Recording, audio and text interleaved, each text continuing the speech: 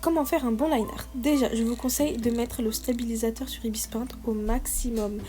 Comme ça, ça permettra de moins trembler. Regardez, je vous montre. Et là, c'est déjà un trait qui tremble beaucoup moins. Ce sera déjà beaucoup mieux. Allez, hop, on passe à la suite. Il faudra aussi régler l'épaisseur parce que oui, un line très épais, ça rend toujours moins bien. Je vous conseille de le prendre fin. Moi, je prends par exemple la taille du stylo à 0,9.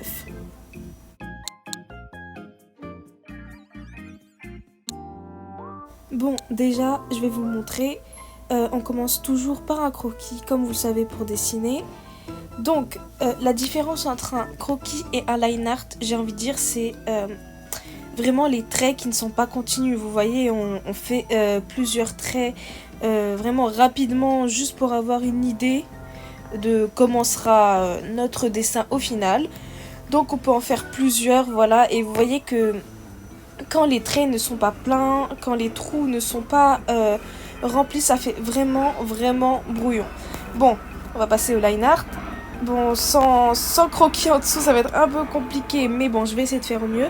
Juste pour vous montrer et que vous compreniez, il faut au maximum faire des traits continus, qu'il n'y ait pas de trous, qu'il n'y ait pas de vide. Bon, je remets l'œil à sa place parce que j'ai fait trop éloigné. Bref.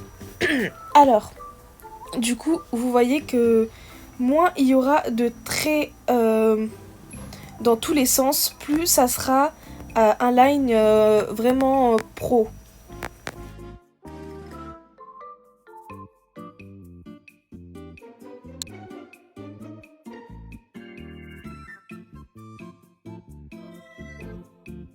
Hop là, vous voyez, ça fait tout de suite beaucoup mieux.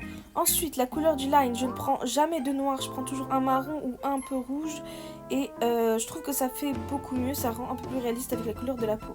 Déjà, la chose importante, toujours utiliser un nouveau calque. Ne pas dessiner sur le même, car si il y aura les traits du brouillon et ça fera vraiment pas pro. Quand vous aurez fait un autre calque, vous réduisez l'opacité du brouillon, comme ça sera déjà plus simple. Et vous faites au maximum des traits continus.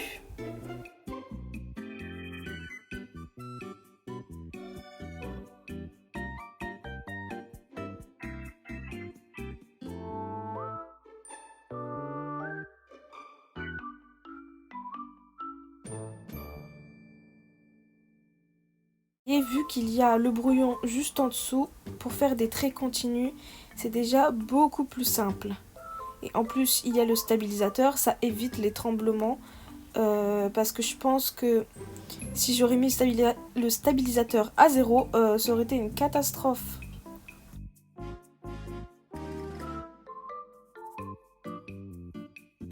Du coup, pour les yeux, vous n'êtes pas obligé de prendre la même couleur du line. Ça, c'était juste pour vous montrer. Moi, je le fais. Mais bon, si vous avez l'habitude de dessiner les yeux avec du line noir, évidemment, ou du line avec de la même couleur que les yeux, faites comme d'habitude. Ça, il n'y a pas de problème.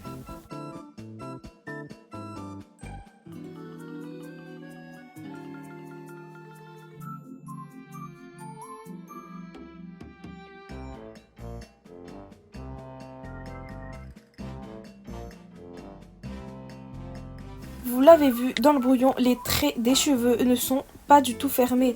Ça, c'est vraiment une erreur parce que en plus, si vous faites un line où les traits ne sont pas fermés, quand vous allez colorier, ça va déborder de partout, ça sera du temps perdu et ça sera en plus galère.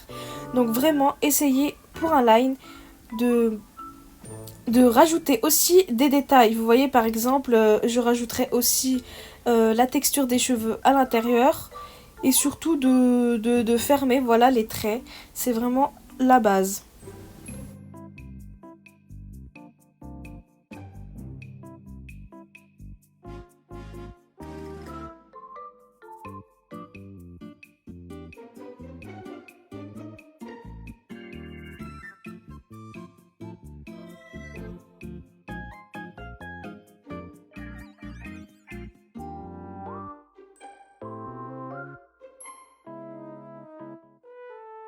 Comme je vous l'ai dit, je rajoute des traits pour la texture du cheveu. Ça fera déjà beaucoup plus travaillé. Voilà, n'hésitez pas à me dire, vous en pensez quoi. Moi, je trouve que le line, franchement, il est bien. Ça fait plutôt pro. Il n'y a pas de traits qui vont dans tous les sens. Il y a un peu plus de détails que sur le brouillon. C'est parfait. Ce qui est génial aussi, c'est qu'avec par exemple les tablettes graphiques ou les iPads, tout ce qui est avec Pencil, il y a la pression qui est activée et c'est vraiment super parce que vous appuyez naturellement plus ou moins fort selon le dessin, selon la partie à dessiner et franchement c'est super pratique.